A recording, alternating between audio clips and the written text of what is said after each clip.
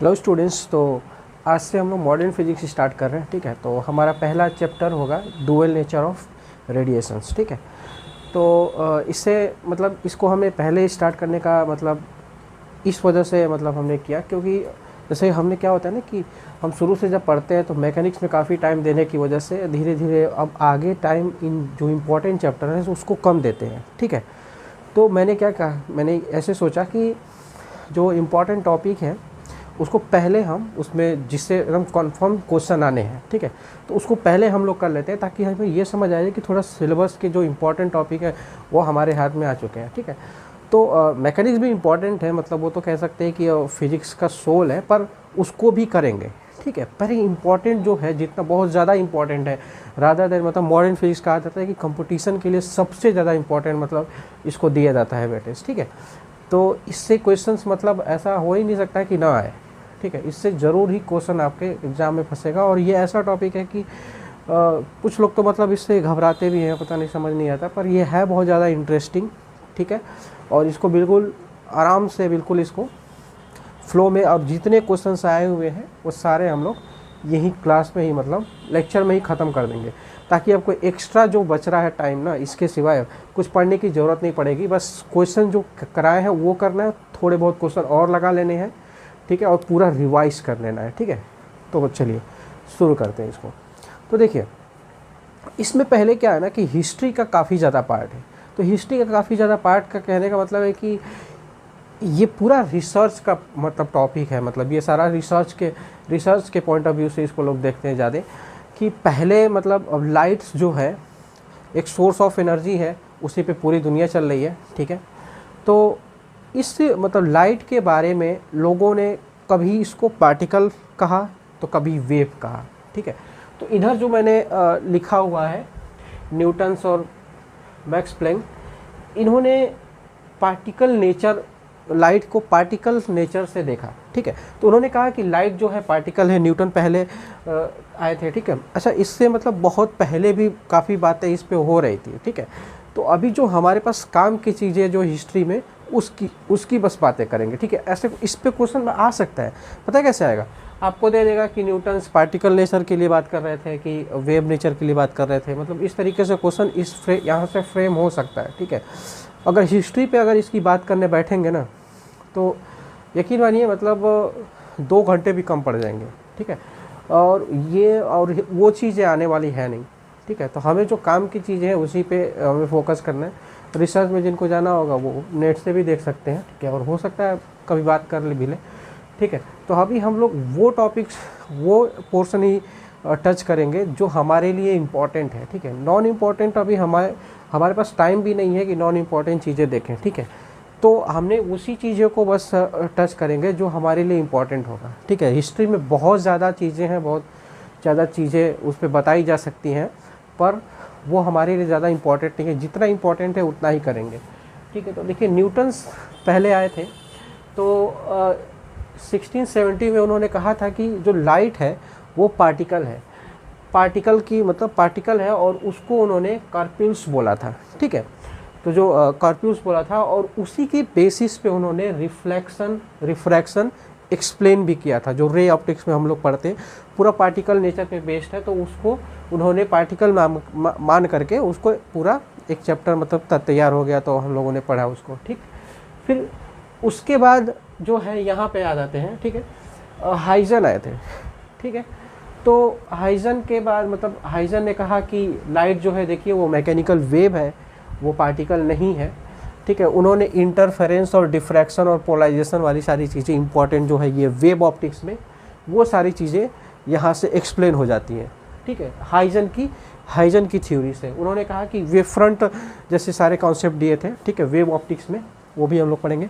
तो उन्होंने कहा कि ये वेव नेचर है। ठीक है, फिर उसके बाद मैक्स वेल आए, तो उन्होंने कहा कि नहीं, लाइट तो वेव है, मतलब इन्होंने भी कहा कि लाइट वेव है, लेकिन वो क्या है, नॉन मैकेनिकल वेव है। ठीक है, जिसकी रिक्वायर्ड नहीं होती है मीडियम की, मतलब ये मैकेनिकल वेव बताए थे, वेव बताए थे, ये दोनों ही वेव बताए थे। ठीक है, इधर का पोर्शन हमने पूरा वेव के लिए लिखा है, और इधर से ताकि, और इधर पूरा लाइट के लिए। ठीक है, तो ये जो है मैकेनिकल वेव इन्होंने बोला, जिसको मीडियम की आवश्यकता पड़ती है, ठीक है। तो और मीडियम की आवश्यकता पड़ती है, तो उन्होंने काफ़ी लोगों ने क्वेश्चन भी किया कि अरे जब आप ये बताइए कि अगर उसको मीडियम की आवश्यकता है, मैकेनिकल का मतलब मैकेनिकल वेव मतलब जिसको मीडियम की आवश्यकता पड़े, ठीक है, फ्लो करने के लिए, तो अब सन और अर्थ के बीच में कोई मीडियम ही नहीं है। तो फिर लोगों ने कहा कि ऐसे कैसे, तो फिर उन्होंने कहा कि ईथर वहाँ पे पाया जाता है। फिर वो सब ज़रूरी नहीं है, ठीक है, मैं बता रहा हूँ, इसी वजह से उसको टच नहीं कर रहे हैं, ठीक है। तो ईथर उन्होंने बताया कि एक ईथर वहाँ पे प्रेजेंट है, उसकी वजह से आया, ठीक है, पर वो सही नहीं है, ठीक है। आप भी जानते हो गलत चीज़ है, गलत है वो। क्यों? क्योंकि वहाँ पे कोई ईथर उथर नहीं हो, तो ऐसी वेव है जिसको मीडियम की आवश्यकता नहीं पड़ती है, लाइट, ठीक है। फिर मैक्सवेल उन्होंने कहा कि ये भी वेव है, ठीक है, जिसको नॉन मैकेनिकल वेव है। तो इन्होंने खुद ठीक बातें की, और ये जो है मीडियम की आवश्यकता नहीं पड़ेगी, इसको मीडियम की कोई ज़रूरत नहीं है, इन्होंने कहा। तो ये तो बात जो बोला उन्होंने, ये तो ठीक है, ये सही बात है, पर मीडियम की आवश्यकता तो पड़ती ही नहीं है, ठीक है, ये बात तो बिल्कुल सही कही उन्होंने, ठीक है। तो ये जो दोनों साइंटिस्ट हैं यहाँ पे जो दिया हुआ है, ये जो दोनों हैं, ये वेव नेचर को बता रहे थे, ठीक है। और ये दोनों लोग हैं आपका पार्टिकल नेचर को बता रहे थे, ठीक है। ये बातें हो गई, ठीक है। तो न्यूटन्स और मैक्सप्लैंक्स, ठीक है, ऐसे ये एसर्शन रीजन में नहीं बोल सकते, इसको आएगा ऐसे क्वेश्चन, तो ऐसे मैच द फॉलोइंग में आ सकता है ऐसा, ठीक है। तो इस वजह से इसको लिखा, ठीक है। और बस इससे ज़्यादा नहीं ज़रूरत है, ठीक है, बहुत ज़्यादा हिस्ट्री हमें पढ़ करके टाइम वेस्ट नहीं करना है, ठीक है। तो इतनी चीज़ें हैं।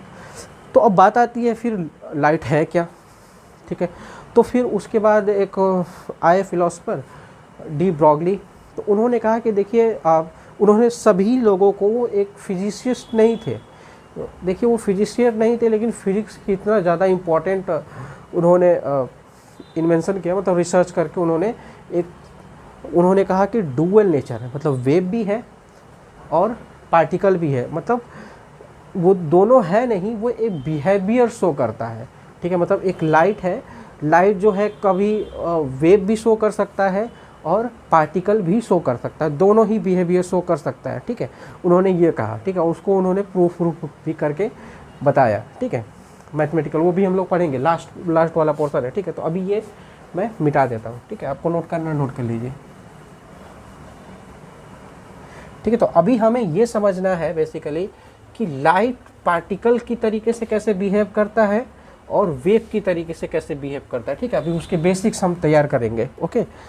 तो अब देखिए, ये बात तो सही चीज़ है, समझ में आ गई कि डी ब्रॉगली ने दोनों ही मतलब कहा। तो अच्छा, इसको समझने के लिए थोड़ा सा मैं आपको एग्जांपल रियल लाइफ से थोड़ा दे देता हूँ कि जैसे कोई एक पर्सन है, तो अपने टीचर्स के सामने हो सकता है उसका गुड बिहेवियर हो, है ना, वही पर्सन है, थोड़ा अच्छे बिहेव करता हो, उसके जितने अच्छे कैरेक्टर्स हैं वो सारे आप देख सकते हैं जब टीचर के सामने हो जाता है। फिर अगर वही अपने दोस्तों के सामने जाता है तो उसका कुछ और बिहेवियर होता है, ठीक है। उसका मतलब दोस्तों के सामने तो टीचर्स जैसे तो बिहेव नहीं कर सकता ना, जैसे टीचर के सामने था, तो कुछ और बिहेव करता है। आप अपने से भी ले सकते हैं कि आपके कई चेहरे हैं, आपको ही पता होगा कि आपके कितने चेहरे हैं, ठीक है।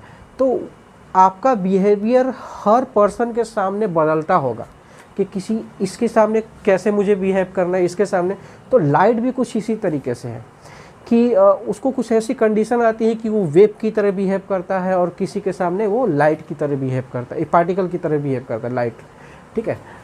तो ठीक वैसे ही उन्होंने कहा कि डुअल बिहेवियर है, ठीक है। अच्छा, अब एक और बात, मेरा ओपिनियन इसमें कि मुझे लगता है कि हो सकता है मे बी डुअल बिहेवियर से कुछ और भी तीसरा चौथा या फिर ऐसे कोई और भी बिहेवियर हो सकता है ना, पता नहीं है, वो अलग बात है, ठीक है। पर ये कहें कि नहीं डुअल बिहेवियर ही है, तो फिर थोड़ा सा गलत हो जाएगा, क्योंकि हो सकता है कि कुछ और आगे और भी इन्वेंशन हो जाए, ठीक है। तो पर अभी के लिए डुअल बिहेवियर ये हम मान करके चलते हैं कि वो वेव नेचर भी है और पार्टिकल नेचर भी शो करता है, ठीक है। तो अब हमें सीखना ये है कि वेव नेचर और पार्टिकल नेचर कैसे हम समझेंगे कि ये दोनों कैसे बिहेव करते हैं, ठीक है। अब सुनिएगा मेरी बात, आप किसी बागीचे में चले जाइए, ठीक है, और बागीचे में जब जाएंगे तो उस पर कोई आम का पेड़ है, ठीक है, मान लेते हैं। तो उस आम के पेड़ को आप उसके एक फल आम लगा हुआ है, तो उस पर आपको तोड़ना है, ठीक है। तो आप क्या करते हैं कि एक वो करते, एक आपको आम तोड़ना है, ठीक है। तो आप एक कोई स्टोन उठाए और आपने मारा और लग गया तो आम गिर गया, ठीक है। तो आम गिरा तो आपने एक स्टोन को उठा करके मारा ना, तो वहाँ से आम जो है गिर गया, ठीक है। मैंने थोड़ा सा ठीक से मैं आपको बताना चाहता हूँ कि एक्चुअली में पार्टिकल, तो जैसे मान लीजिए वो ये है, ठीक है। आपने यहाँ पे उसको ऐसे मारा, फिर वो क्या हो गया, टूट करके गिर गया, ठीक। आपने एक आम को मारा एक स्टोन से, ठीक है, एक स्टोन से ऐसे मारा, ठीक है। अब आपको इसमें बहुत सारे आम लगे होंगे, ठीक है। तो आपने गए और इसकी किसी एक टहनी को पकड़ के ऐसे हिलाया, ठीक है, पूरा ऐसे मूव कर दिया। तो जैसे ही ऐसे किया तो आपको खुद इमेजिन कीजिए कि वो पूरा पेड़ हिल जाएगा, ठीक है। आपने टहनी को पकड़ के पूरा हिलाया तो पूरा पेड़ हिल जाएगा, और उसके बाद से एक न एक बहुत सारे गिर जाएंगे। यानी कि आप बिना आम को टच किए ही आपकी पूरी एनर्जी पूरे ब्रांचेज में फैल गई। आपने एक पे पकड़ा और पूरे ब्रांचेज में एनर्जी फैल गई। तो जब ये आपने कहा ना, तो ऐसे ही कुछ वेव भी काम करता है कि एक टहनी को पकड़ के आपने पूरे वेव में क्या कर दिया, कंटिन्यूअस एनर्जी ट्रांसफ़र कर दी। और पार्टिकल की नेचर में जो आपने स्टोन फेंका ना, एक पार्टिकल, तो वो गया और ये तो पार्टिकल की तरीके से बिहेव किया। ये मैं ये समझाना चाहता हूँ कि जब आपने एक मैंगो तोड़ा एक स्टोन से, तो वो एक पार्टिकल की तरीके से बिहेव किया। और ठीक वैसे ही लाइट भी बिहेव करती है, मेरे बस उसको समझाने का तरीका है। और फिर उसने आपने पूरे पकड़ करके पूरा ऐसे पूरा पेड़ को हिला दिया, तो वो एक वेव की तरीके से है। तो मैं ये कहना चाहता हूँ कि वेव में एनर्जी का फ्लो काफ़ी ज़्यादा होता है, मतलब वो एक पूरे सरफेस पे फ्लो कर जाता है। और पार्टिकल जो होता है किसी पॉइंट पे आपकी एनर्जी को हीट करता है, ये कहने का मतलब। थोड़ा सा और भी चीज़ें बता दें, जैसे मैंने माना कि ये एक बोर्ड है, ठीक है, बोर्ड तो है ही है, और ऐसे मैंने मारा तो सिर्फ एक जगह मतलब क्या हुआ, हीट किया। अगर मैं ऐसे ही पूरा ऐसे मारूंगा तो मुझे पता है कि ये पूरा वाइब्रेट कर जाएगा, पर मैं मारूंगा नहीं, पर ऐसे पूरा मारूंगा तो ये पूरा वाइब्रेट कर जाएगा। तो ये क्या है, वेव की तरीके से है। पहला मैंने पार्टिकल की तरीके से हीट किया, और मैं जब ऐसे हीट करूंगा तो मुझे पता है ये पूरा वाइब्रेट करेगा, ठीक है। तो वो पूरी एनर्जी पूरे ही बोर्ड में फैल जाएगी, तो वो वेव की तरीके से कुछ काम करेगा, ठीक है। अब धीरे धीरे आपको समझ आ रहा है कि वेव और पार्टिकल कैसे बिहेव करते हैं, ठीक है। बस यही आपको यहाँ पे समझाना है, ठीक है। धीरे धीरे समझा ले जाएंगे, बस आप बस बने रहिएगा, काफ़ी आसान हो जाएगा मॉडर्न फिजिक्स, बस आप देखते जाइए। ओके, ये चीज़ें हो गई, तो पार्टिकल और वेव कैसे बिहेव करता है, ठीक है। अब आते हैं इसके एक्चुअल में ये एनर्जी कैसे फ्लो करती हैं। तो देखिए, थोड़ा सा और एग्जांपल लेकर के आपको समझाते हैं कि एक बीकर है, दो बीकर हैं, ठीक है। इसमें मैंने पानी 10 लीटर का फ्लो ऐसे भर दिया, 10 लीटर, और यहाँ पे मैंने एक एक लीटर के पैकेट्स भरे, एक एक लीटर के पैकेट्स भरे। मैंने ऐसे एक एक लीटर के पैकेट्स में डालता जा रहा हूँ, और 10 पैकेट्स ऐसे हो गए, ठीक। होगा क्या कि ये अगर अब इसमें एक एक ऐसे हमने पैकेट्स भरते गए, तो जो लाइट की एनर्जी है, जो पार्टिकल नेचर से अगर हम देखेंगे तो ये इस तरीके से होगी। क्या होगा ना कि जो लाइट्स आती है हमारी, वो लाइट जो आती है एक फोटोन के रूप में आती है, फोटोन के। और वो सबसे बड़ी बात ये है कि इसमें जो फोटोन की एनर्जी है एक पैकेट के रूप में आती है, और वो आकर के स्टोर हो जाएगी। मतलब मान लेते हैं किसी में स्टोर करनी है, पर वो ये मैं बताना चाहता हूँ कि वो जो फोटॉन्स है, इसी को क्वांटा ऑफ एनर्जी बोलते हैं। तो एक क्वांटा ऑफ एनर्जी या फिर बंडल ऑफ एनर्जी, ठीक है।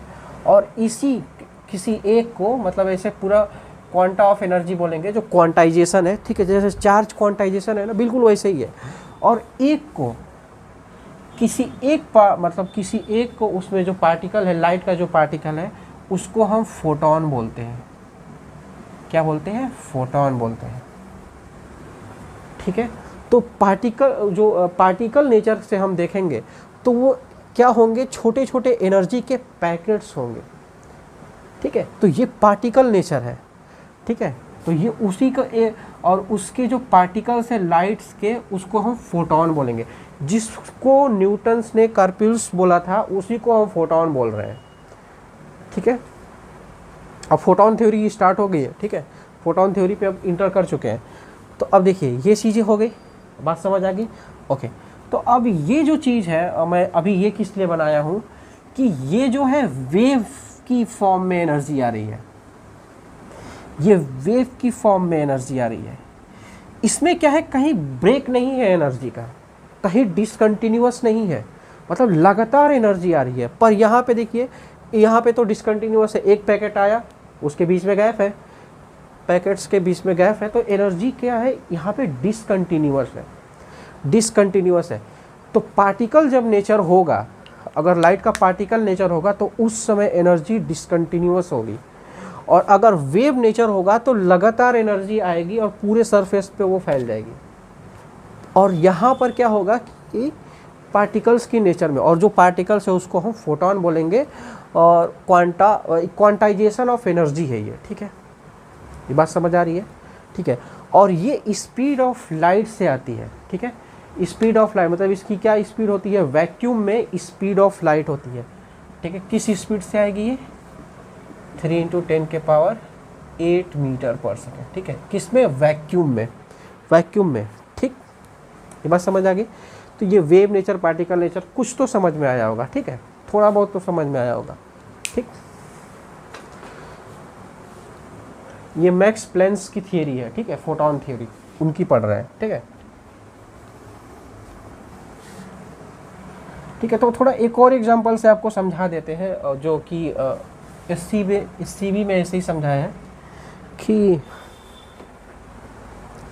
जैसे क्या होता है कि किसी बागीचे में फूल हैं, ठीक है, उसको आपको पानी देना है, तो आप क्या करते हैं कि पानी देते हैं उसको ले जाकर के, मतलब किसी मतलब ग्लास से चाहे किसी से भी दे रहे हैं, तो उसको जब पानी दे रहे हैं तो आप कंटिन्यूअस पानी दे रहे हैं, ठीक है, पानी दे रहे हैं किसी फूल को, ऐसे मतलब ऐसे बना हुआ है, ठीक है, बागीचे में, तो आप कंटिन्यूअस पानी दे रहे हैं, मतलब कंटिन्यूअस एनर्जी दे रहे हैं, ठीक है।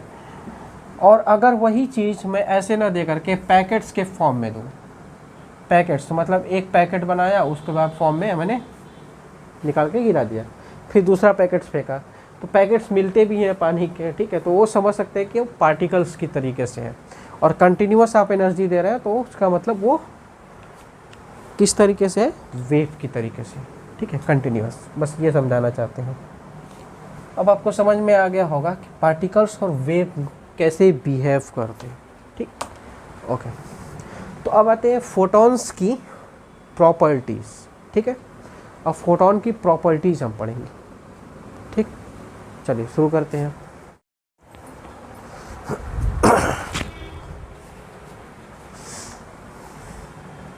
अब देखिए प्रॉपर्टीज़ हम फोटॉन पढ़ने वाले हैं, ठीक है। तो देखिए पहली प्रॉपर्टीज ये है कि अगर लाइट जो है या फिर रेडिएशन इंटरेक्ट करती है किसी मैटर से, तो वो बिहेव करती है जैसे वो पार्टिकल्स की बनी है, जैसे फोटॉन, ठीक है। तो फोटॉन की तरीके से बिहेव करती है अगर किसी मैटर से इंटरेक्ट करती है तो, ठीक है, पहली बात ये हो गई।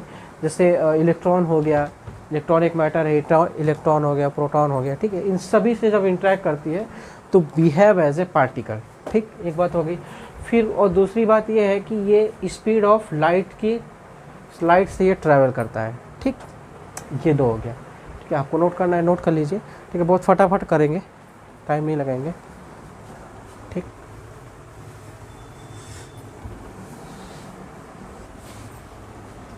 ठीक है, अब तीसरी चीज़ है कि उस फोटॉन की एनर्जी क्या होती है, ठीक है। तो जो फोटॉन्स हैं, मैंने यही बताया था, फोटॉन्स, ऐसे फोटॉन्स आ रहे हैं, ठीक है। अच्छा, ये मैं बना ऐसे रहा हूँ, इसका भी एक मतलब है, मैं बाद में बताऊँगा, अभी नहीं, ठीक है। फोटॉन्स ऐसे गिर रहे हैं, ठीक। तो ये जो फोटॉन्स है, फोटॉन है, इसकी एनर्जी जो होती है वो E = h⁻μ होती है, E = h⁻μ होती है। H जो है प्लैंक्स कांस्टेंट है,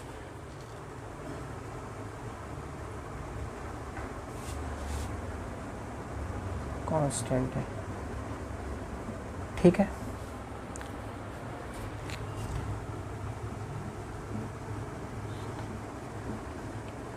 -34 इसकी क्या होती है, वैल्यू होती है, ठीक।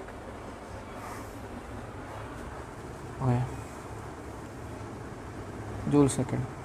अच्छा, इसको हम लोग कैलकुलेशन में कन्वीनियंट के लिए इसको हम लोग 20/3 भी लिखेंगे, ठीक है। ये मैं पहले ही आपको बता दे रहा हूँ कि हम कैलकुलेशंस के लिए आपको तैयार कर रहे हैं, ठीक है। जितनी भी कैलकुलेशन में दिक्कत होती है ना, वो सभी हम यहीं पे आपको एक्सप्लेन कर देंगे कि कैसे उसको हैंडल करना है, ठीक है। होगी नहीं वैसे दिक्कत, ठीक है। इसकी वैल्यू होती है 6.63 इंटू 10⁻⁻34 जूल सेकेंड, या फिर अब मैंने इसी को ऐसे लिख दिया 20/3, ठीक है।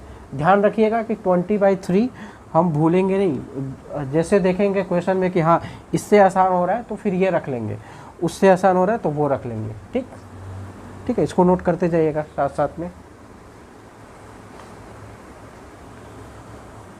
ठीक है। अब 4.14 इंटू 10⁻⁻15 इलेक्ट्रॉन वोल्ट सेकेंड भी होता है इसका, ठीक है। तो ये सभी ये ध्यान रखिएगा कि इलेक्ट्रॉन वोल्ट, ठीक है। अच्छा सुनिए, इलेक्ट्रॉन वोल्ट क्या होता है, मैं बताऊं कि इलेक्ट्रॉन वोल्ट जो है ना, ये एनर्जी की यूनिट है, ठीक है। अभी तक तो ये दिखा नहीं कहाँ से यहाँ पे आ गया। देखिए, इलेक्ट्रॉन वोल्ट जो है एनर्जी की सबसे छोटी यूनिट है, और जूल जो है, जूल या फिर किलो जूल, जूल जो है एक बड़ी यूनिट है, ठीक है। जैसे क्या होता है कि आप खुद ही सोचिए कि अगर मुझे किसी रोड की लेंथ नापनी है तो हम किलोमीटर में नापेंगे, और वही अगर मैं कहूँ कि पेपर की लेंथ नापनी है, फिर चाहे इस मार्कर की लेंथ नापनी है, तो हम मीटर में थोड़ी लिखेंगे, और बहुत बड़ी यूनिट है ना, तो इसको हम सेंटीमीटर में नापेंगे, एक सेंटीमीटर में ही इसको मेज़र करेंगे। तो ठीक वैसे ही एनर्जी जो रेडिएशन से मिलती है वो काफ़ी कम होती है, मतलब उसकी वैल्यू बहुत कम होती है, तो उसको हम इलेक्ट्रॉन वोल्ट में नापेंगे, ठीक है। अगर बड़ी एनर्जी होती तो हम जूल में नापते, पर जैसे किलोमीटर में होता है तो इसको यूज उतना नहीं करेंगे। हाँ, अगर क्वेश्चन में पूछ दिया तो हम बता कर लेंगे, ठीक है, जूल पर सेकेंड इसीलिए तो बना रहे। तो आप ये देखो कि ये काफ़ी ज़्यादा इंपॉर्टेंट है, क्योंकि हमें काम ज़्यादातर इलेक्ट्रॉन वोल्ट में ही करना है हमको मॉडर्न फिजिक्स में, ठीक है। तो H को ऐसे भी लिखते हैं 4.14 इंटू 10⁻⁻15 इलेक्ट्रॉन वोल्ट, ठीक है। तो इलेक्ट्रॉन वोल्ट ज़्यादा कन्वीनियंट होगा हमारे लिए, इस वजह से इस पर ज़्यादा आप फोकस कीजिएगा, ठीक है। इसको नोट कर लीजिए। और उसकी एनर्जी होती है H म्यू, और म्यू जो है फ्रीक्वेंसी है, ठीक है, फ्रीक्वेंसी ऑफ फोटोन, ठीक।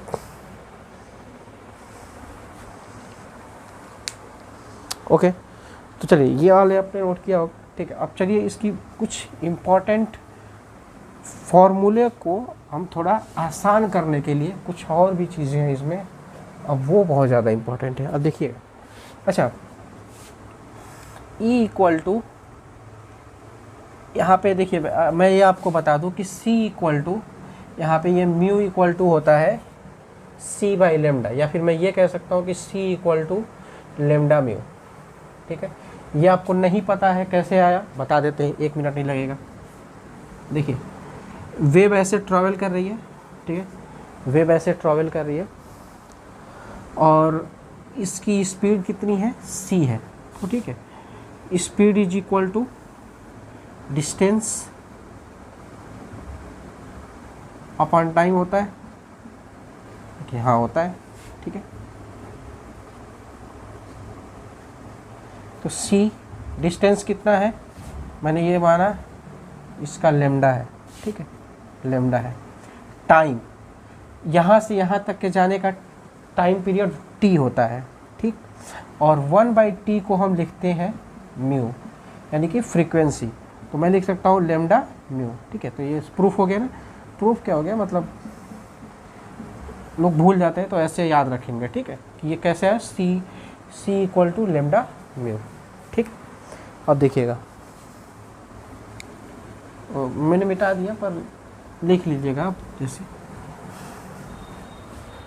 ओके, तो अब यहाँ से मैं म्यू की इक्वल टू यहाँ पे c बाई लेमडा लिख सकता हूँ यहाँ पे, ठीक है।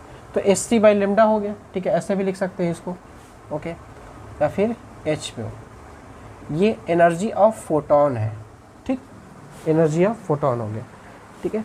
इसका नोट करिए पहले,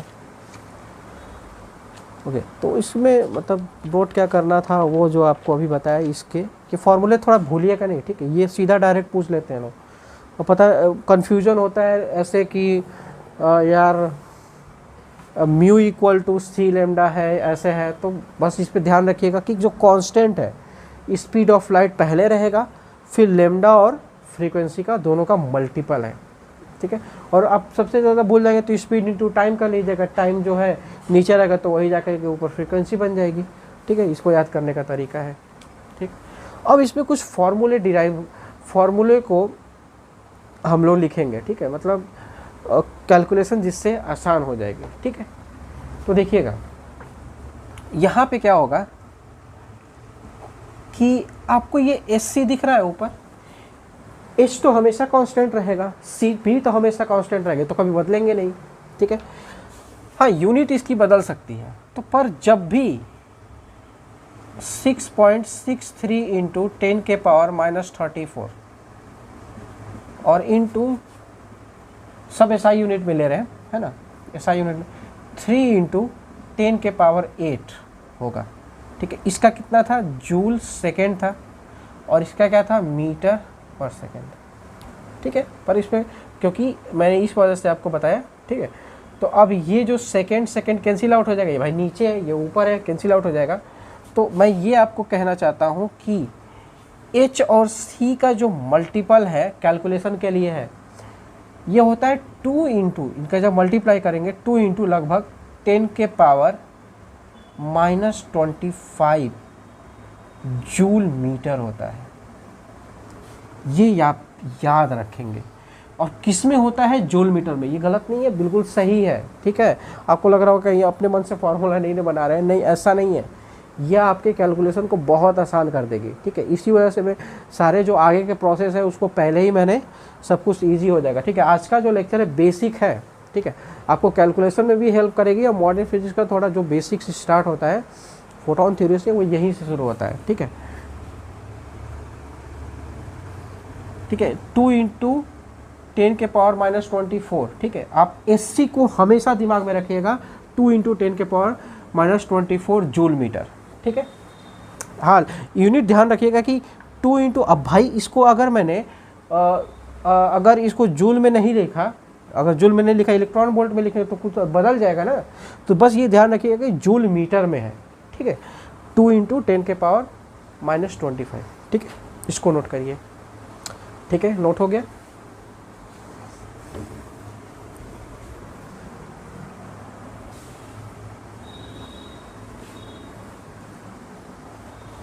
अच्छा, अब क्या होता है कि जूल और इलेक्ट्रॉन वोल्ट में कन्वर्जन भी आएगा, कभी जूल से इलेक्ट्रॉन वोल्ट पे कन्वर्ट करना पड़ेगा। तो देखिए, जब जूल से इलेक्ट्रॉन में जाएंगे तो 1/e से मल्टीप्लाई करेंगे, ठीक है, या फिर e से डिवाइड करेंगे, दोनों एक ही बात है।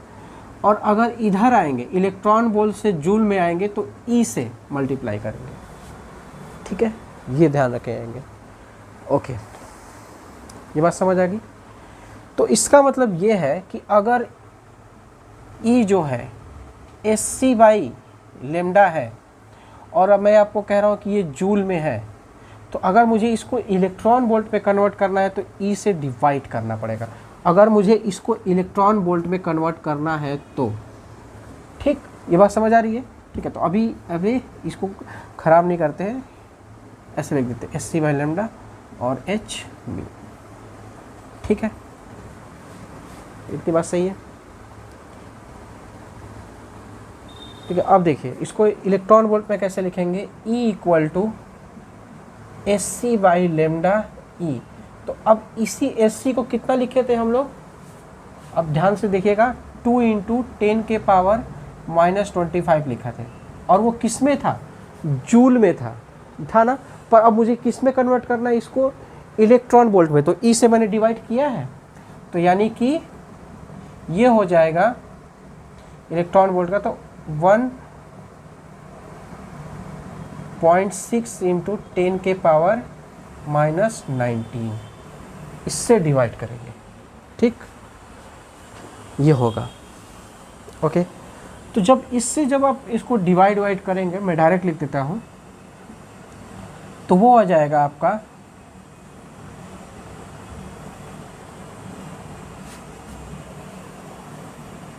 इंटू 10 के पावर -10 अपॉन लेमडा, ठीक, ऐसे ये आ जाएगा, ठीक।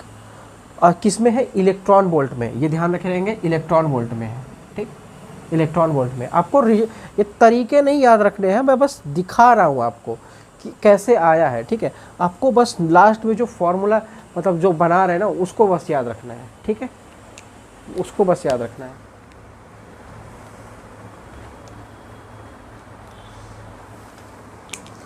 ठीक है, बात सही चल रही है, ठीक है। तो अब ये चीज़ें हो गई, तो E इक्वल टू, अब देखिएगा ये होगा 10 के पावर -10 जो होता है एंगस्ट्रॉन होता है, तो मैं लिख सकता हूँ इसको ऐसे, इलेक्ट्रॉन वोल्ट एंगस्ट्रॉन, ठीक है। 10 को मैंने एंगस्ट्रॉन में लिखा, ठीक है, और ये लेमडा, ये बन गया मेरा ऐसे, ठीक है, फॉर्मूला ऐसे बन गया। तो कभी भी, अब ध्यान से सुनिएगा मेरी बात, इसको हमेशा एंगस्ट्रॉन में रखेंगे, यहाँ पे जो लेमडा होगा एंगस्ट्रॉन में ही रखेंगे हम लोग, ठीक है। तो आपको क्या याद रखना है? ये याद रखना है, ये नहीं, ये आया कैसे मैं बस वो बताया हूँ, ठीक है। अब ये चीज़ याद रखनी है, ठीक है। और एक और चीज़ याद रखनी है आपको, क्या कि अगर उसी को 1240 लिख दें तो यहाँ पर इलेक्ट्रॉन वोल्ट नैनोमीटर में हो जाएगा।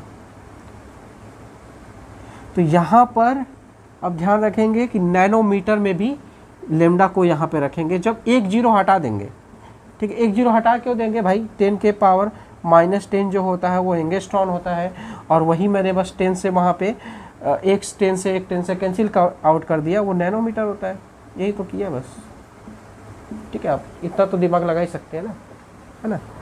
तो बस ये किया, तो इसको आपको याद रखना है। तो मेरे पास कितनी चीज़ें आ गई, आप इसको याद रखिए, ठीक है। और SC वाला मैंने अभी आपको कहा 2 × 10 के पावर -25,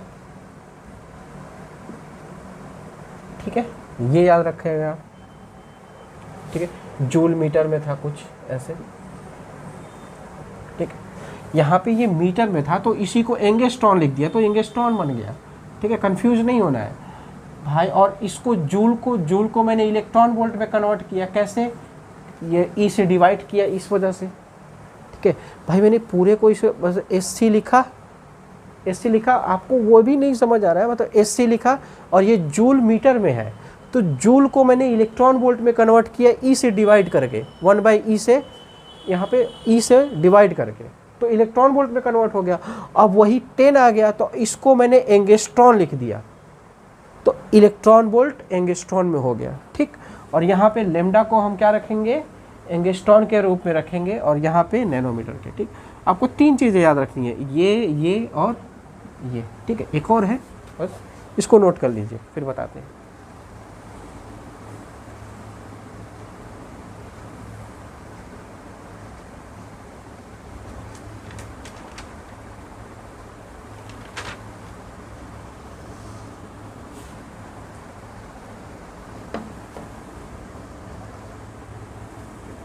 ठीक है, तो एक और चीज़ है, बस उसको भी लिख देते हैं यहाँ पे,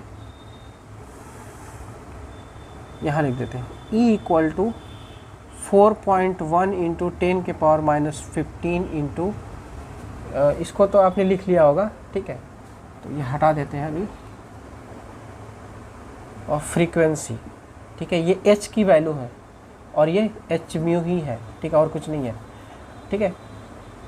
तो ये जो आएगा आपका इलेक्ट्रॉन वोल्ट में होगा, ठीक। और ये जो होगा आपका हर्ट्ज में होगा, फ्रीक्वेंसी,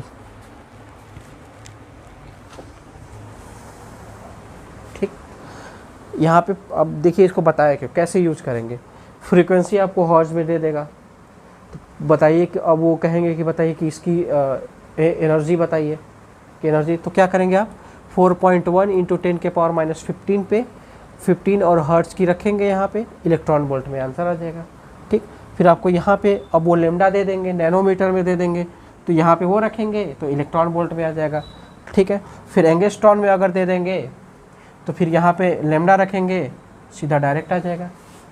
ठीक है, बात समझे आप।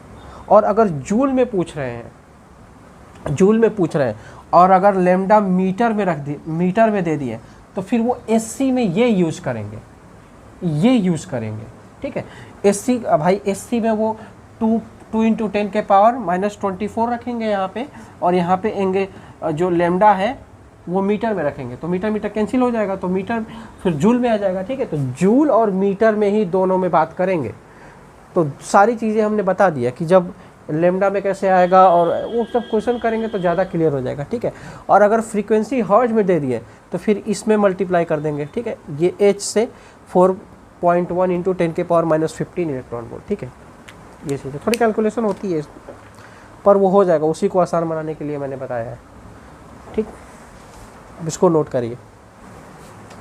ठीक है, हो गया।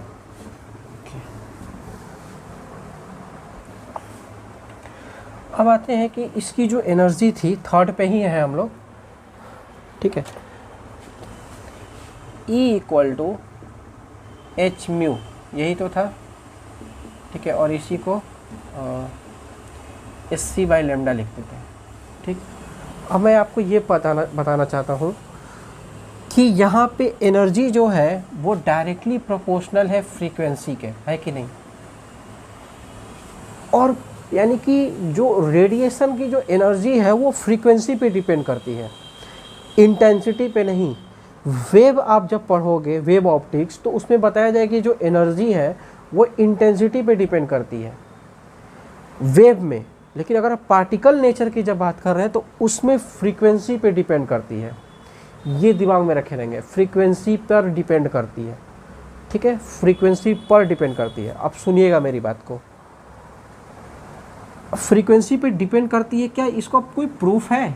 हाँ बिल्कुल है प्रूफ। देखिए कैसे, फ्रीक्वेंसी क्या होता है कि वो कलर बताता है। फ्रीक्वेंसी जो है कलर बताता है।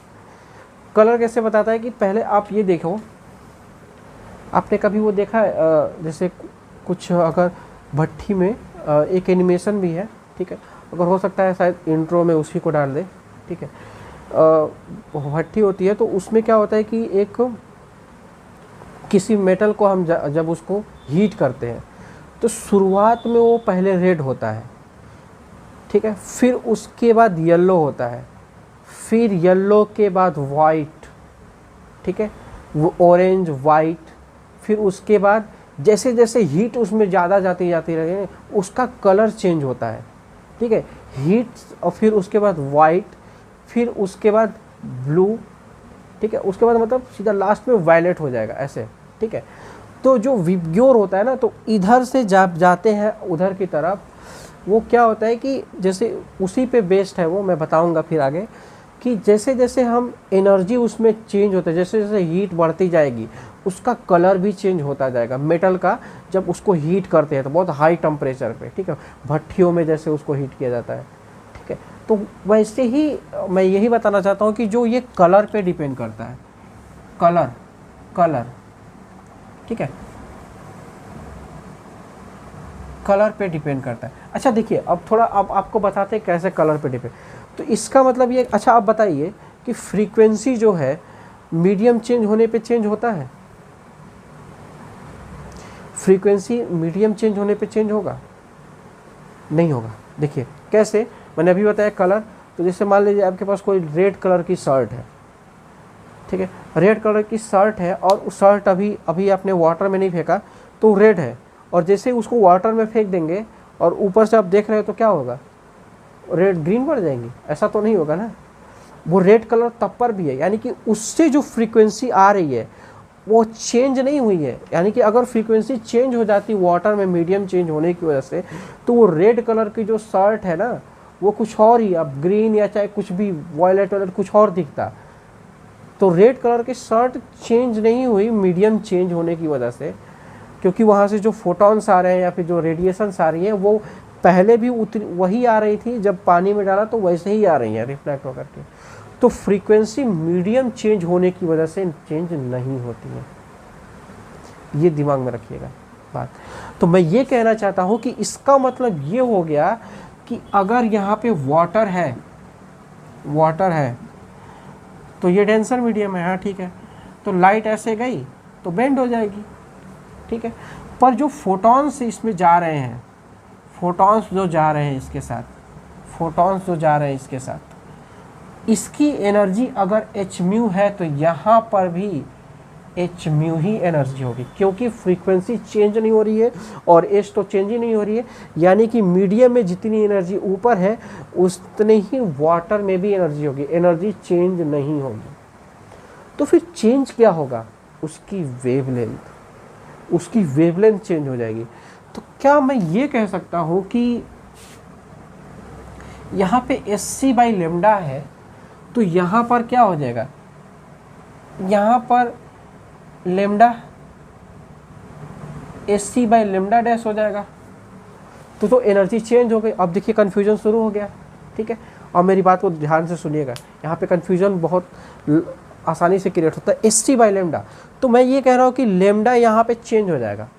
तो लैम्डा चेंज हो गया तो इसका मतलब यहाँ पर भी लैम्डा चेंज हो गया, यहाँ पे कुछ और लैम्डा है, यहाँ पर कुछ और लैम्डा है, क्योंकि मीडियम चेंज हो गया।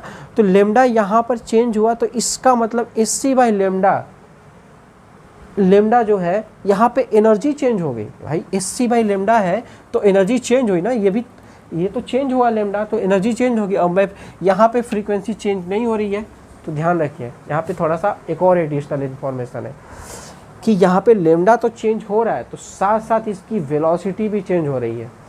यानी कि अगर वैक्यूम में है वो, तो उसकी स्पीड ऑफ लाइट से चलेगा, और अगर जैसे ही डेंसर मीडियम में आएगा तो उसकी सी स्पीड नहीं होगी, कुछ भी हो जाएगी, उससे कम हो जाएगी। क्या समझे? उससे कम हो जाएगी। और ये भी लैम्डा भी उसका क्या हो जाएगा? लैम्डा जो है उसका अलग हो जाएगा, ठीक है। डेंसर मीडियम में लैम्डा अलग हो जाएगा, ठीक। ये बात समझ आ गई?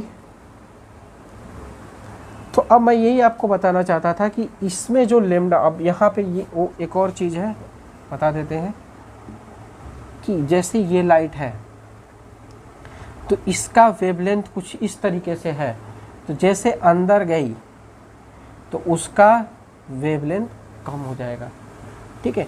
यानी कि लैम्डा क्या हो जाएगा? डिक्रीज कर जाएगा यहाँ पे, यानी कि डेंसर मीडियम में आने से लैम्डा क्या हो जाता है? डिक्रीज कर जाता है। तो जब ये भी डिक्रीज करेगा और भी डिक्रीज कर जाएगा, यानी कि दोनों का रेशियो जो क्या हो जाएगा? ऐसे कुछ दोनों इस तरीके से कंपनसेट करेंगे कि एनर्जी चेंज ना हो, ठीक है। थोड़ा कन्फ्यूजन हुआ क्या? नहीं, आपको नहीं होना चाहिए कि Sc/λ है तो नीचे जा कर के H मतलब एनर्जी उतनी होगी। यानी कि अगर यहाँ पे 2 इलेक्ट्रॉन वोल्ट है तो नीचे भी 2 इलेक्ट्रॉन वोल्ट होगा, लेकिन इनका रेशियो कांस्टेंट होगा V/λ का, ठीक है। उसकी वेलोसिटी चेंज हो जाएगी पर एनर्जी चेंज नहीं होगी, बस ये मैं बताना चाहता हूँ, ठीक है। थोड़ा सा मतलब कॉम्प्लिकेटेड होगा तो ज़रूर आप एक बार इसको रीड कर लीजिएगा, ठीक है।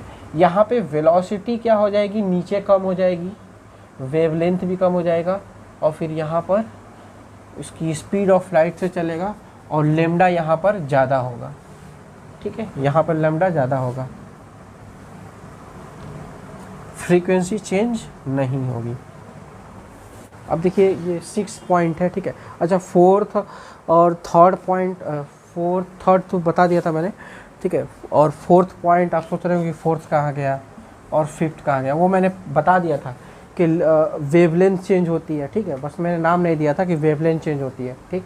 और फिर उसके बाद मीडियम चेंज होने की वजह से फ्रीक्वेंसी चेंज नहीं होती है, ठीक है। ये चीज़ मैंने बताई थी, ठीक है। तो वो 4th 5th में है, ठीक। अच्छा, अब 6th में ये क्या है कि थ्योरी ऑफ रिलेटिविटी। देखिए इसका मतलब बहुत ज़्यादा कोई मतलब है नहीं, पर इससे मैं एक चीज़ आपको समझाना चाहता हूँ, ठीक है। ये क्या चीज़ है कि अगर कोई ऑब्जेक्ट है ना m मास का, और अगर वो v वेलोसिटी से चल रहा है, तो उसका मास इस ऐसे लिखा जाएगा, मतलब उसका मास भी वेलोसिटी जैसे जैसे चेंज होगी वैसे वैसे उसका मास भी चेंज होगा, ठीक है। मास भी चेंज होगा। तो कहने का मतलब है कि अभी हम लोग अगर बाइक से चलते हैं तो हम लोग का मास चेंज होता है? ऐसा तो होता नहीं है। यहाँ पे थ्योरी ऑफ रिलेटिविटी नहीं काम करेगी। देखिए ये जो v है ना, ये c के आसपास का वेलोसिटी होता है, मतलब कुछ इससे कम 2 × 10⁸ होगा या फिर 7 होगा, ठीक है। ये लाइट की वेलोसिटी के जब आसपास जब चलने लगती है तो वो क्वांटम मैकेनिक्स हो जाता है, ठीक है। तो वहाँ पर क्वांटम थ्योरी चलती है, थ्योरी ऑफ रिलेटिव वहाँ चलता है, ठीक है। छोटे वेलोसिटी पे नहीं चलता है, ठीक है। हम लोग जो अभी डेली लाइफ में जो जितने कार बसें जितनी वेलोसिटीज चलती है वहाँ पे थ्योरी ऑफ रिलेटिविटी आपको देखने को नहीं मिलेगा, ठीक है। वहाँ पे टाइम डायलेशन भी होता है, काफ़ी चीज़ें होती है, स्ट्रिंग थ्योरी, बहुत सारी चीज़ें रिसर्च की आपके सामने आ जाती हैं, ठीक है। पर वो चीज़ें अभी हम उस पर नहीं जा रहे, ठीक है। तो mass of the particle moving with velocity भी जब चलेगा तो उसकी ये थ्योरी बहुत हाई स्पीड से चल रहा है, मतलब लाइट की स्पीड के पास में, ठीक है, वो वेलोसिटी है। तो फोटोन भी तो लाइट की स्पीड से चलता है। तो जब फोटोन की लाइट की स्पीड से चलता है तो उस समय उसकी क्या मास, उस समय उसकी मास कुछ होगा, m होगा, ठीक है। और ये वो मास है जब पार्टिकल रेस्ट में होगा, ठीक है, जब पार्टिकल रेस्ट में होगा, ठीक है। तो जब पार्टिकल रेस्ट में, तो मैं ये चाहता हूँ, निकालना चाहता हूँ कि पार्टिकल रेस्ट में होगा तो कितना मास होगा। तो मैं चाहता हूँ कि फोटोन जब रेस्ट में होगा तो उस समय उसका कितना मास होगा वो मैं निकालना चाहता हूँ। तो मैं m0 जो है rest mass of the photon निकालना चाहते हैं। तो चलिए निकाल लेते हैं कि जब वो रेस्ट में होगा तो कितना होगा, ठीक है। तो उसका कितनी वेलोसिटी से चलता है, c से चलता है। अच्छा, c रख दिया, ये तो कैंसिल आउट हो गया, ये तो 0 हो गया, ये भाई y कट करके 0 हो जाएगा, तो ये पूरा मैटर 0 हो जाएगा, यानी कि m0 = 0, ठीक है। मैंने v की जगह c रखा क्योंकि उसी की स्पीड से तो चलता है, ठीक है। तो उसका मैंने, भाई देखिए उसका मूविंग स्पीड मैंने नहीं निकाला, वो तो ये है, वो तो ये है, मैंने उसका रेस्ट मास निकाला है, m0 निकाला है। इस फॉर्मूले में मैंने, आप ये सोच रहे होंगे कि आपने v = तो c रखा तो रेस्ट में रहा नहीं, उस ये रेस्ट मास है ना m0, उस समय जो वो उस अगर c स्पीड से चल रहा है तो वो जो मास होगा वो ये m होगा, और m0 होगा जब वो रेस्ट में मास होगा, तो ठीक है। तो मैं वो निकाल रहा हूँ और वो c से चलता है तो वो रखा, मैंने निकाला तो m0 हो गया। तो इसका मतलब ये है कि जब फोटोन रेस्ट में आ जाएगा तो उसका एग्जिस्टेंस ख़त्म हो जाएगा, मतलब वो अपनी आइडेंटिटी लॉस कर देगा। ये मेरा मतलब है, यानी कि जब भी फोटोन किसी पार्टिकल्स पे अगर गिरा या फिर किसी सरफेस पे गिरा तो वो ख़त्म हो जाता है, अपनी एनर्जी उसमें, उसकी एनर्जी जो होती है वो मेटल में हीट के फॉर्म में स्टोर हो जाती है। फोटोन का एग्जिस्टेंस रेस्ट में नहीं है, rest mass of the photon 0 है, यानी कि वो किसी का मास तो 0 होता नहीं है, लेकिन अगर फोटोन का मास 0 है तो यानी कि वो ख़त्म हो चुका है अगर रेस्ट में आने पर। तो जब भी लाइट रेस्ट में आएगी, फोटोन रेस्ट में आएगा तो उसकी एग्जिस्टेंस ख़त्म हो जाएगी, ठीक है। वो कन्वर्ट हो जाएगा किसी और में, यानी एब्जॉर्ब हो जाएगा या फिर जो भी हो जाएगा, ठीक है। अगर सरफेस जो है अगर एब्जॉर्बिंग है तो उसमें एब्जॉर्ब हो जाएगा, अगर रिफ्लेक्टिंग है तो पूरा का पूरा रिफ्लेक्ट होकर के चला आएगा, ठीक है। जितनी स्पीड से जाएगा उसी स्पीड से आ जाएगा, अगर एब्जॉर्बिंग है तो उसमें ख़त्म हो जाएगा, ठीक है। तो पार्टिकल, अगर पार्टिकल जो है, फोटोन जो पार्टिकल है, अगर वो रेस्ट में, उसका कोई एग्जिस्टेंस नहीं है, उसका रेस्ट मास जो है 0 है, rest mass of photon is 0, ठीक है, उसकी कोई एग्जिस्टेंस नहीं है, ठीक है। अभी ये नोट कर लीजिए, उसे बस यही समझाना था।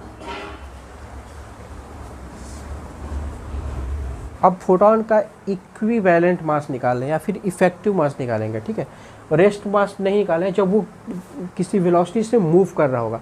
लाइट की स्पीड से मूव कर रहा होगा, हो सकता है उससे कम की स्पीड से, अगर डेंसर मीडियम में होगा तो कम वेलोसिटी से मूव करेगा, लेकिन फोटोन उस समय क्या होगा, रहेगा, ठीक है, ख़त्म नहीं हुआ होगा, ठीक है। तो उस समय जो है उसका मास जो होगा E = mc², ऐसे, ठीक है, E = mc²। तो m जो उसका मास जो होगा वो E/c²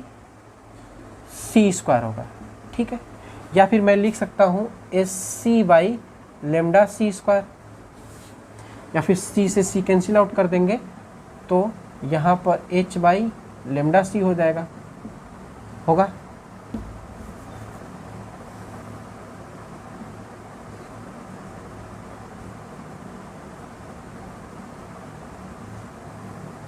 ये हो जाएगा, ठीक है, नोट कर लीजिए।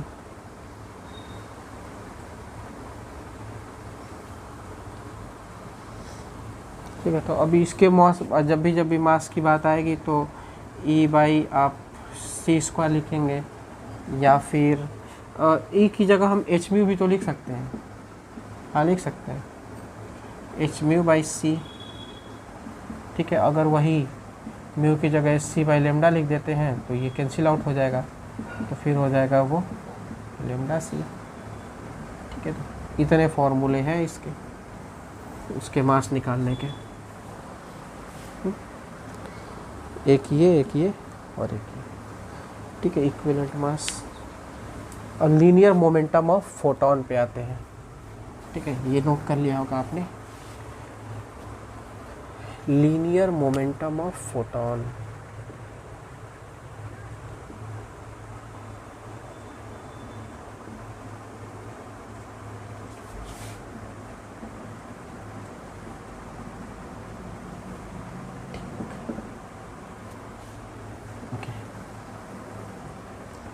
अच्छा, अब बताइए E = mc², ये फोटोन की एनर्जी हो गई, ठीक है। अब यहाँ से मैं ऐसे लिख सकता हूँ mc, भाई एक c को ऐसे लिख लिया, तो और भाई क्या होता है, m = mv होता है, ठीक है, और वही v की जगह बस c हो गया है, तो मैं लिख सकता हूँ pc, यानी कि मैं कह सकता हूँ, इसको p लिख दिया और ये c, तो मैं ये लिख सकता हूँ कि E = pc, ये एक फार्मूला आ गया, ठीक है। अब E = pc मैंने क्यों लिखा, क्योंकि उसका हमें मास पता नहीं होता है भाई, वो हमेशा स्पीड ऑफ लाइट चेंज होता रहता है ना, तो मास को हम लेकर के यूज़ नहीं कर सकते, हम इससे यूज करेंगे। यानी कि अगर जब भी मोमेंटम की बात आएगी तो आप ऐसे लिखेंगे, E/c आप याद रखेंगे, मोमेंटम ऑफ फोटोन इतना होगा। और एक और होगा, देखिए क्या होगा, P = अब इसको क्या लिख सकते हैं, hμ, इसको लिख सकते हैं hμ/c, लिख सकते हैं। अच्छा, अब इसको क्या लिख सकते हैं और भी, sc/λ, भाई hμ को sc/λ लिखा, और भाई नीचे c, भाई ये जो है पूरा एनर्जी है ना। चलिए मैं एक बार यहाँ बता देता हूँ, E की जगह पे मैं sc/λ लिख सकता हूँ, और ये c है तो ये कैंसिल आउट हो जाएगा, तो ये हो जाएगा मेरा P = h/λ, ये भी, यानी कि दो फार्मूले दिख रहे हैं मुझे, ठीक है, दो फार्मूले दिख रहे हैं। तो एक ये हो गया P = h/c, और ये दोनों ही काम आएंगे, और कभी आपको वो भी काम आ जाएगा hμ/c, ठीक है, ये भी, ठीक, इसको नोट कर लीजिए।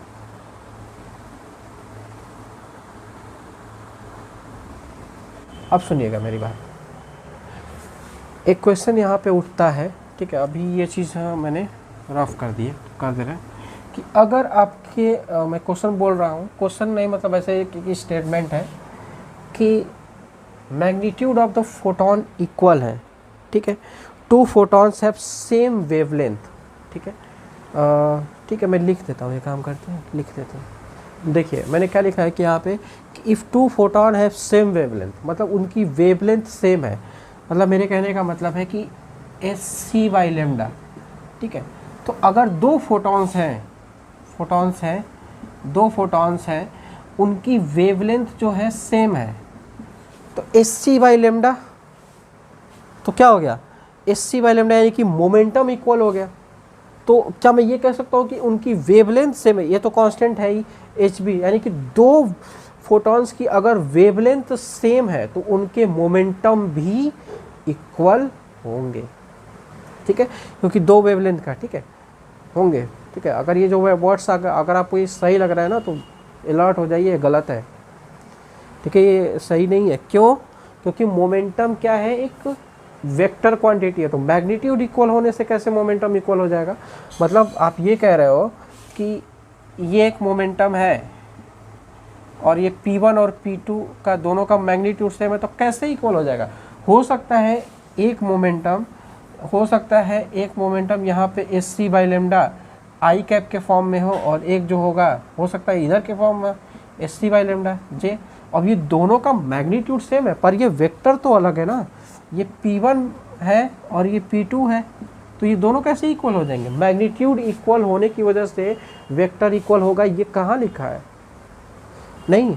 तो ये दोनों का लेमडा अगर इक्वल है और अगर उसकी डायरेक्शंस भी इक्वल है तो जा करके वो सही मतलब वो मोमेंटम जो है उसका इक्वल हो सकता है। लेकिन अगर उनके लेमडा इक्वल है तो उसका हो भी सकता है और नहीं भी हो सकता है, क्योंकि डिफरेंट डायरेक्शन में हो सकते हैं। तो वही चीज़ लिखी हुई कि if two photons have same lambda then their momentum may or may not be equal. हो भी सकता है, नहीं भी हो सकता है, और होगा कब, जब ये दोनों क्या हो, P1 और P2 क्या हो, सेम डायरेक्शन में हो, तो इसकी लेंथ भी सेम है और डायरेक्शन भी सेम है, तो इक्वल हो सकते हैं, ठीक है। लेमडा सेम होने की वजह से उसकी वेवलेंथ इक्वल नहीं होगी, ज़रूरी नहीं है, क्योंकि वो डिफरेंट डायरेक्शन में भी हो सकते हैं, ठीक है। आज के लिए इतना ही, थोड़ा छोटा लेक्चर लेते हैं क्योंकि अभी ये इंट्रोडक्टरी पार्ट था, ठीक है। अब इसके नेक्स्ट क्लास में, ठीक है, क्वेश्चन शुरू हो जाएंगे आने, ठीक है। फिर उसके बाद फोटो इलेक्ट्रिक, अभी रेडिएशन प्रेशर पहले पढ़ेंगे, ठीक है, क्योंकि वो थोड़ा सा डिफ़िकल्ट लगता है, तो पहले डिफ़िकल्ट वाला पोर्शन हम ख़त्म कर लेंगे और उससे क्वेश्चन आए हुए हैं, ठीक है, रेडिएशन प्रेशर से, ठीक है, मतलब काफ़ी ज़्यादा आए हुए हैं क्वेश्चन, ठीक है, रेडिएशन प्रेशर से। तो पहले वो करेंगे, फिर जो आसान बात है जो फोटो इलेक्ट्रिक इफेक्ट, उसको लास्ट में उसके बाद, ठीक है, फिर उसके बाद डी ब्रॉगली, तब ये ख़त्म हो जाएगा। मुश्किल से 3 टॉपिक है, ठीक है, जल्दी ख़त्म हो जाएगा, ठीक। कहने को मतलब 3 टॉपिक है, काफ़ी चीज़ें हैं इसमें, जो चीज़ें आपको पहले नहीं समझ में आएंगी अब आ जाएंगी, ठीक है, इसको नोट कर लीजिए।